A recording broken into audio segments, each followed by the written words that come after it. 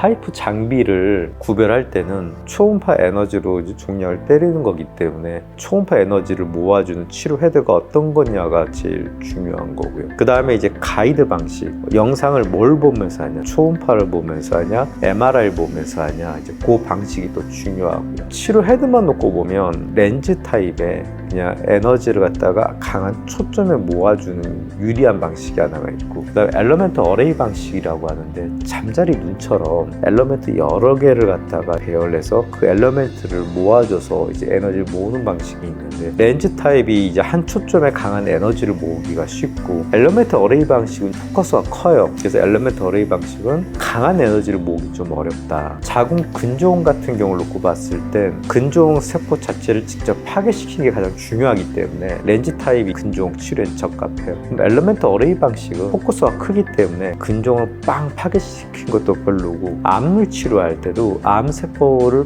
빵 파괴시키기에는 엘러멘트 어레이 방식이 좀 많이 안 좋아요. 엘러멘트 어레이 방식은 어떤 쪽에 좀 기대치가 크냐면, 포커스를 좀 크게 에너지를 좀 약하게 하면은 이 구획의 온도를 갖다가 쉽게 올릴 수가 있어요. 그 온열암 치료 기계 보면 이제 전기 임피던스를 이용해 가지고 구획의 온도를 올리는 건데, 이 임피던스는 이제 파장이 크기 때문에 구획의 온도를 갖다가 효과적으로 올리기엔 좀 부족해요. 근데 초음파 에너지는 그런 전기 임피던스, 마이크로웨이브랑 다르게 파장이 짧기 때문에 체내 깊숙한 곳까지 에너지를 효과적으로 전달할 수가 있어요. 이 엘러멘트 어레이 방식의 하이프 가지고 몸 깊숙한 곳에 구획의 온도를 올리는 거는 쉽다. 이 엘러멘트를 갖다가 좀 더 여러 개를 더 쓰고 방향을 여러 개를 해서 좀 온열 치료에 적합한 하이프를 만들자라는 의견도 있었는데, 근데 그 얘기를 한 10년 전에 들어봤고, 삼성이랑 연계해서 우리 한번 개발할 거예요 막 그랬는데 아직 제품이 나오지는 않았어요. 제 생각엔 아마도 가격이 좀 문제가 되지 않을까라는 생각이 들어요. 그래서 엘러멘트 어레이 방식은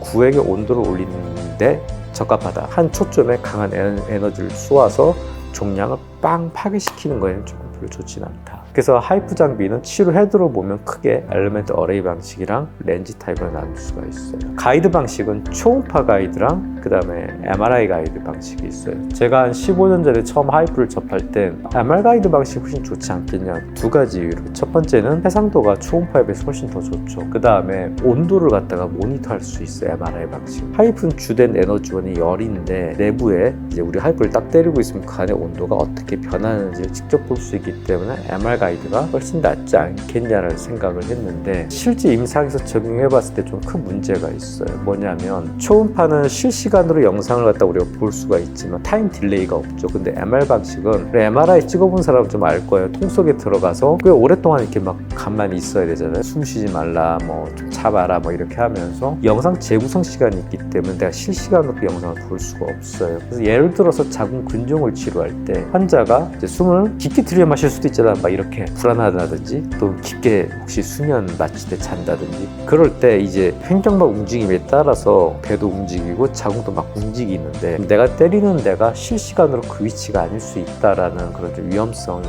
있고, 하이프가 개발되던 초창기에 이 하이프 에너지의 주된 그 에너지원이 열이랑 진동 에너지로 인한 세포막 파괴인데, 처음에 우리가 열 에너지에만 좀 많이 포커스를 맞췄어요. 초점을 만들었을 때 생기는 그 열 에너지는 그 범위를 우리가 원하는 만큼 조절할 수 있기 때문에 웬만하면 이 우리가 하이프 장비는 열 에너지만 좀 쓰고, 진동 에너지로 인한 세포막 파괴 효과는 조금 예측하기 어렵고 모니터하기 어려우니까 이건 좀 배제하자. 그래서 하이프 장비를 만든 엔지니어들의 어떤 목표가 캐비테이션이라고 해서 진동 에너지로 인한 어떤 세포막 파괴 효과를 최대한 어떻게든 줄여볼까가 15년 전에 그때 당시 어떤 개념이었는데, 막상 임상에 적용해 보니까 이 하이프를 하면서 문제가 되는 경우, 합병증이 생기는 경우는 열 때문에 생기는 거예요. 어떻게 하면 열을 줄일 수 있을까가 최근의 어떤 트렌드예요. 열을 최대한으로 어떤 줄여보고 어떤 조직의 세포들의 마찰을 이용한 세포막 파괴 효과를 극대화시켜 보자라는 쪽으로 바뀌어버렸어요. 만약에 그러면 MR 가이드로 봤을 땐 일단 실시간이 아니라는 단점도 있지만, 더불어서 세포막 파괴 효과를